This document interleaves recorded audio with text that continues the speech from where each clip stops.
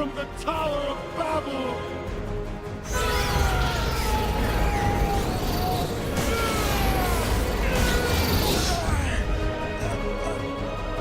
But you can never strike gold!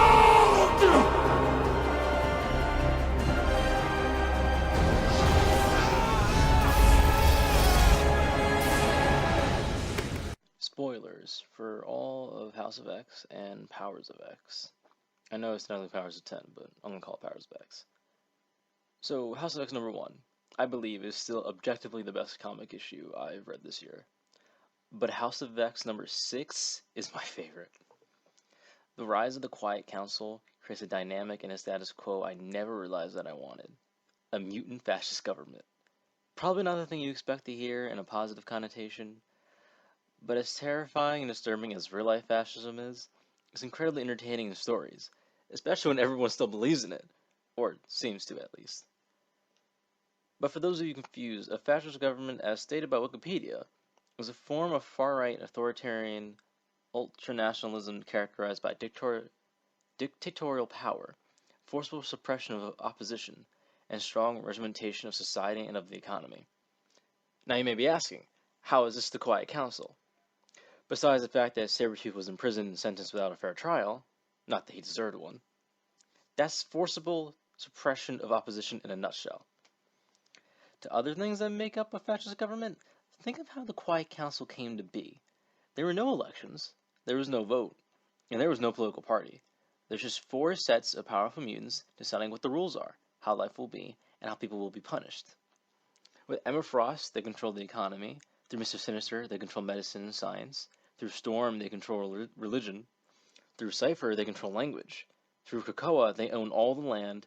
And through Professor X, they control life and death. There is no one to oppose them, to remove them, or to question them.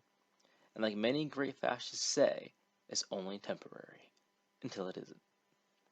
The Quiet Council introduced in House of X number 6 is no accident.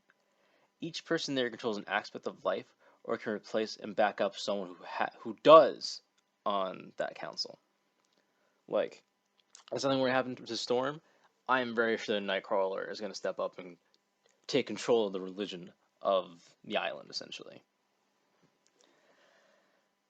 But every individual has an ulterior motive for being placed on the council, if you only know where to look. And I find that fascinating. What will happen with Mr. Sinister on the Quiet Council? Will he slowly work to control and clone the other members on it? Will he betray them like he did in Moira McTaggart's 9th lifetime? I believe it was the 9th. Correct me if I'm wrong.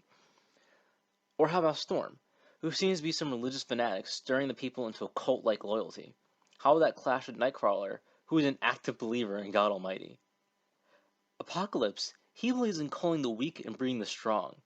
And after Quiet Council's proclamation to make new mutants, how long before he only wants the strongest of mutants to breed? And why was he the only one seemingly unhappy during Dazzler's light show celebration at the end of the issue? Also, shout out to Dazzler cameo. She doesn't get enough love. Most importantly, though, will Exodus prove useful, or will he fall back on being Magneto's loyal lackey? Okay, the Quiet Council isn't perfect. I have no idea why Exodus is there. But everyone else has a place and a reason I can surmise that will affect the books in the Dawn of X line for months to come. And hopefully years to come. Most importantly, from House of X number 5, we get the most interesting and possibly most frightening development of all of X-Men history. Mutants are immortal. They defy life and death. Personally, I'm not a believer in the afterlife or the soul, being that I'm an atheist. But in the Marvel Universe, I'm for damn sure a believer, considering there's a literal devil in the multiverse. And there's the one above all, but that's another discussion. So, when mutants die, and Professor X is copying and pasting the minds of dead X-Men onto their clone bodies, I don't believe that these are the same X-Men. I believe they will act and feel like the X-Men who died, but I don't agree that it's truly them. It's more like a perfect clone, and the X-Men who died in House of X number 4 are in heaven or hell, as their clones run around as them. But that's something people can talk about and argue over. Are they truly the X-Men, or are they new beings taking their place? Jonathan Hickman pressed forth an interesting question that I wasn't prepared for when it happened, and weeks later I'm still thinking about the morality around it. is a sign of a good idea, a good ending, and Hickman's writing. Through Hickman's excellent event, he has set up so many interesting ideas and dynamics that we haven't explored in a long time. We have the greatest X-Men villains and heroes living and breathing side by side, fighting for and against each other. Nearly any interaction that would have needed issues upon issues to set up can be done at any time, unless they have to do with Sabretooth. Every relationship and any pair of character dynamic is within arm's reach. It should make anyone and everyone excited for the future of the X-Men. Across all the issues, Jonathan Hickman has defied expectations and set a new standard that I dearly hope the upcoming line of X-Men books can keep up with. That being said, there is one thing that worries me, and interests me. A plotline that runs through Powers of X and that plotline alone. The year 1000 timeline. And the Phalanx, and robot supremacy. After Moira McTaggart died, the world went on, and machines won in the end. Not human machines, but the machines win, as they always will, and always should. It's an interesting idea, though ironically the least original one in the event. The Phalanx are just Brainiac. They're just Brainiac as a massive hive mind instead of one green nut job. A machine going around the galaxy assimilating worlds and destroying what remains is Brainiac's whole MO, and I'm surprised that no one's talking about the similarities.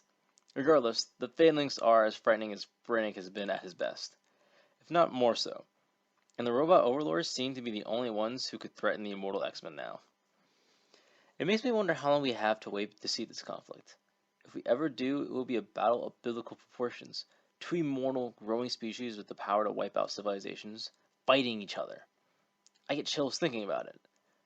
But I'm nervous, because by far, throughout the House of X event, this was the weakest plotline.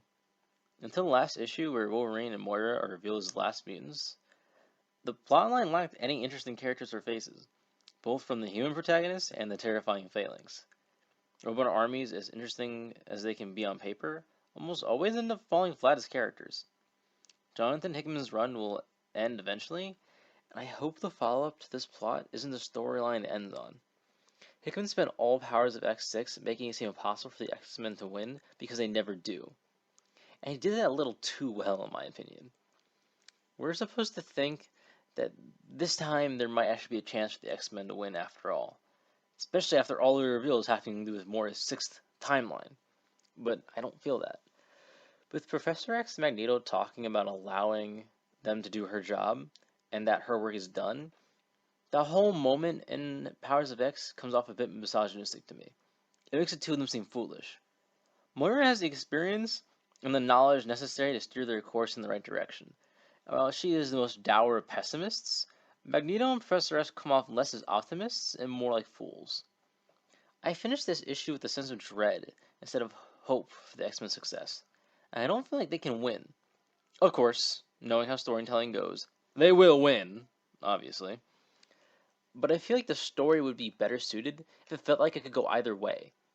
Even more than that, I'd much rather see the X-Men and mutant kind ascend to capture their own worlds and become the dominant species they were always meant to be.